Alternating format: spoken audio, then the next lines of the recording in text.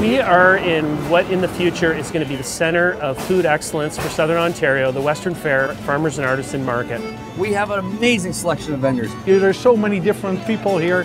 There's so many different cultures. People can come here buy vegetable, fruit and meats. How about a root beer butter tart with vanilla ice cream? It's like having an old-fashioned float with different textures. We make a Viennoise, we make 9 grains, we make brioche, made with lots of eggs, lots of sugar, lots of butter. Very good for the health, but it's great to eat, believe me.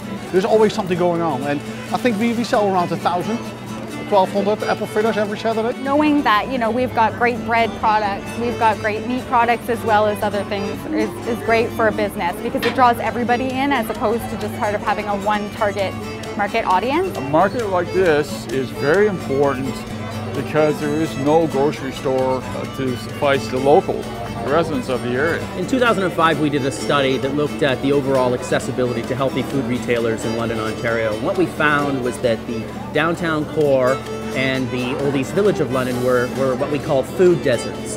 These are disadvantaged areas of a city that do not have easy access to healthy and affordable food. In this neighborhood, it was really hard to find certain healthy items like broccoli, grapes, and celery. But after the farmers market came, not only could we find those items, but they are among the cheapest in all of the city. So we did that study again, and we found out the differential was really so small that the Old East Village was no longer a food desert. For 50 bucks, or 25 bucks upstairs, you can come down here and hang up a sign and actually set up a store and start to tell people about your product. It's an incredible test market. The other interesting thing that's happening because of the market is that we're now getting areas of the commercial corridor that we couldn't redevelop. People weren't interested in buying buildings. They're now looking at the 2,500 people that are moving through here on a Saturday and saying, we want to start buying buildings.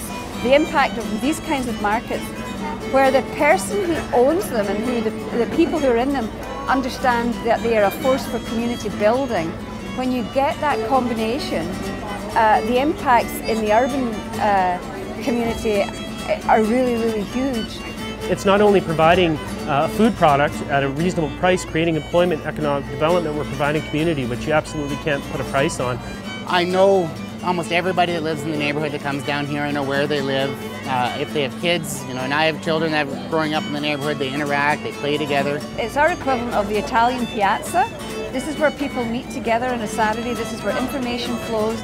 A lot of the discussions and ideas that we have as a community about where we want to go next happen very informally. They don't happen the way bureaucracies do business promotion and planning and development.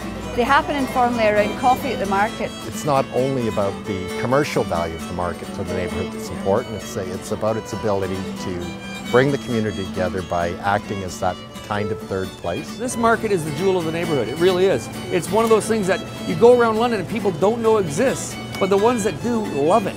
I think that there's a real difference between invention and innovation, and I think in this market we've got both, and that's what you need to move community forward.